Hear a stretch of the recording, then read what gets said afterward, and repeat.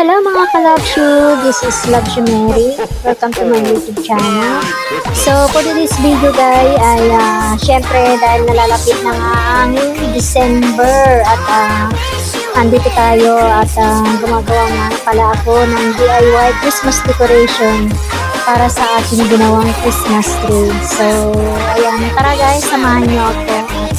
So yun nga lang guys, hindi ko napakita at na-videoan yung paggawa ko ng DIY Christmas tree. Pero itong ating ginagawang Christmas decoration ay ito ang isasabit natin mamaya sa ating ginawang DIY Christmas tree.